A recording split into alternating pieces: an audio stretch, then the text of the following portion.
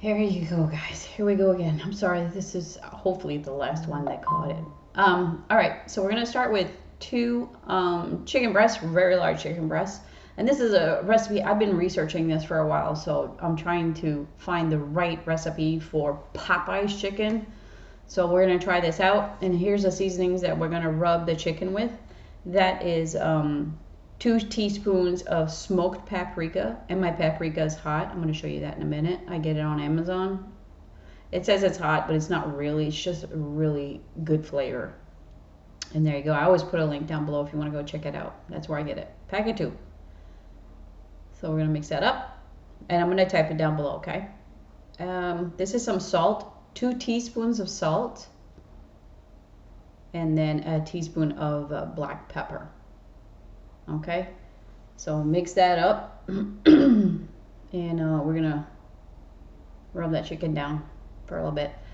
I tell you, researching this Popeyes chicken, if you work there, just can you help us out? Or if you used to work there, just divulge a little bit of secrets. But anyways, we're gonna give it a try.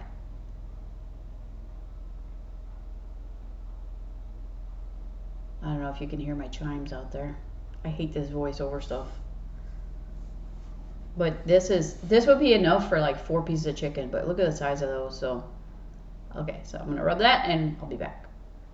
There you go. And here I think I said there's like a teaspoon left of that seasoning, so that was perfect. That's the Collapsible bowl by Cayenne Cooker, the batter bowl. It's freaking nice. It fits in a drawer. You don't have to, have this bulky thing in your cupboard.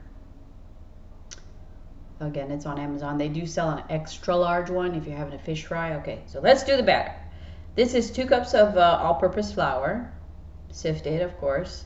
And this is 2 tablespoons of baking powder. All right. And my battery died. All kinds of technical difficulties. I'm just saying, repeating what I just said, because I didn't know what recorded, tell you. That's the same paprika. That's 2 tablespoons of paprika, the smoked paprika. Because when you go to Popeyes, you can have regular or spicy. Okay, this is the Sazon from Goya. I'm using that, okay? From the recipes I found, I'm using a pack of this. And there's a complete Sazon, and then there's this Sazon. So that's the one that I used. It's pretty nice. You can find that at Walmart, by the way. All right, so this is salt. It was a half a tablespoon of salt. And here we have a teaspoon of garlic, and the same amount for black pepper. Teaspoon of black pepper. Teaspoon of onion powder. That's my onion powder. That's why it looks weird, because there's no preservatives. There's no nothing. I keep it in the fridge, and that's why it's clumpy. Just thought I'd tell you that. And here's a teaspoon of cayenne. All right, again, I'm trying to get the spicy Popeyes chicken. But you'll see what happens. All right, so let's mix that up. That's not what I want you to use. That's what I was showing you. I have that as well, which is nice. I tell you, do some scrambled eggs and use some of that stuff. You'll thank me later. All right. Okay, so this is the wet batter. I should have turned notifications off. Sorry if you heard that. Okay, so it's 2 eggs, and it's 1 tablespoon of water per egg. So 2 tablespoons, okay? On this is a tablespoon of hot sauce. And I'm going to show you what kind of hot sauce. The Louisiana hot sauce, of course. It's Popeyes. So you're going to see here that there's going to be a lot more, because I doubled it, because I decided to double dip this chicken. And double dip is going in the flour, egg, and then flour again, and then egg. Okay, so you do that twice. So I did 2 more eggs and 2 more tablespoons of water. So I'm going to show you what double dipping means here. It's pretty. I was like, wow, I like that seasoning like that on the chicken. As a matter of fact, I should have just I think I let it sit in the fridge for like 15 minutes. I should have let it sit in there for a couple hours, just so those spices like soak into that chicken. And what's nice about this batter bowl is you can see through the lids, so you can see if you're running out of flour mixture or whatever, bad breading or whatever. It's pretty nice. There's no leakage, okay? There's a green one out there. Don't buy it. It leaks. I did a review on it. I hate it. I don't want to mention the name, but you'll see it. It's green. So then you go back into the egg wash. It's pretty nice there, but it's going to get better. I remember an episode of Roseanne Barr's show, and Dan had come home with some fried chicken. He said to her, he says, I got some of that fried chicken that has more, what do you say, more skin than chicken. That's how I like my fried chicken. I'm willing to admit it. So then you drain it off, and then you shake it again.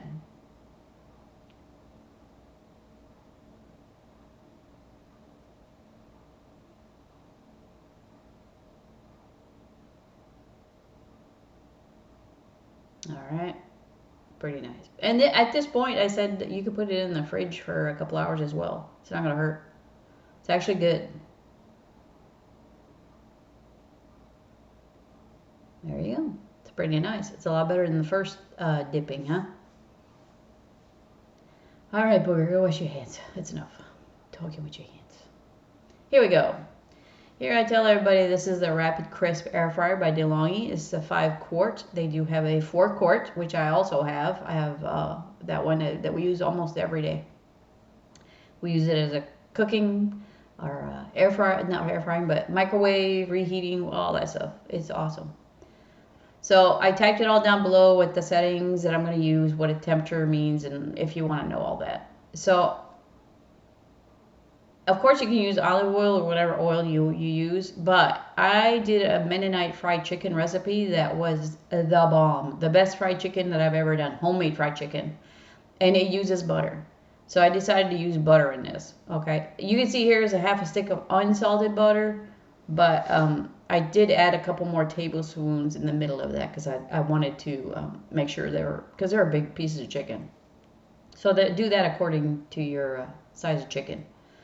So we're going to go to manual in the highest setting, which I don't usually do that. I usually do one notch down and then I bump it up to a top setting after that. But 30 minutes is just an automatic setting on there, but we're going to leave it at 30 and see how much time we have left when you do reach internal temperature of 165 for chicken.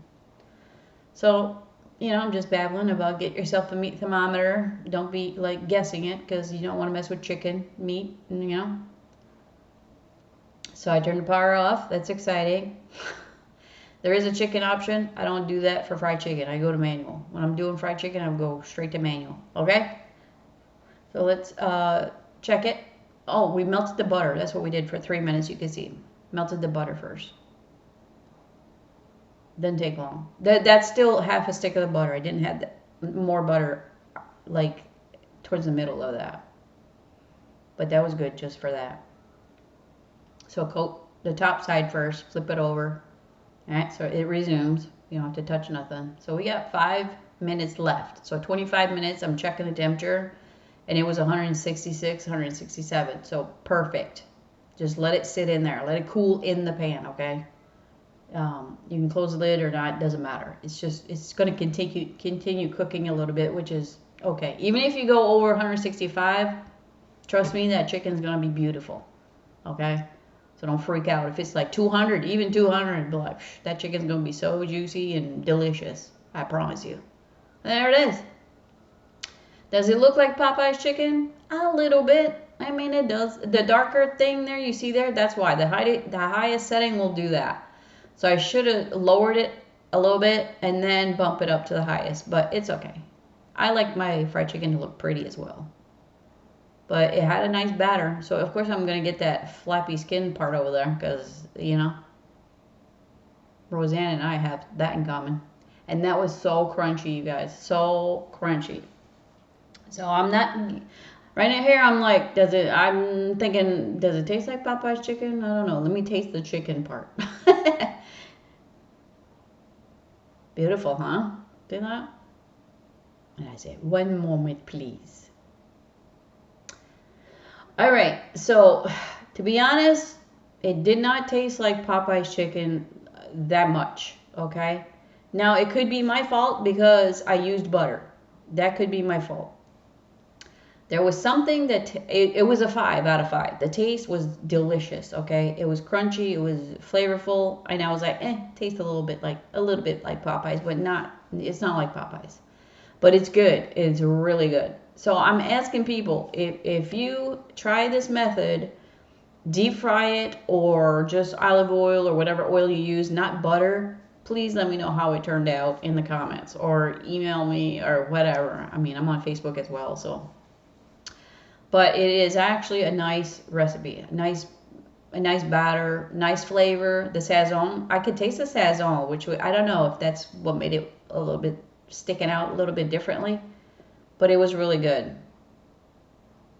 And then I was telling myself I should have added a packet of that chicken base as well, the same that Goya makes there. I should have added that in there. Maybe that would have been a nice little addition to it. I don't know, but it's an interesting way to do fried chicken, but it's not Popeyes.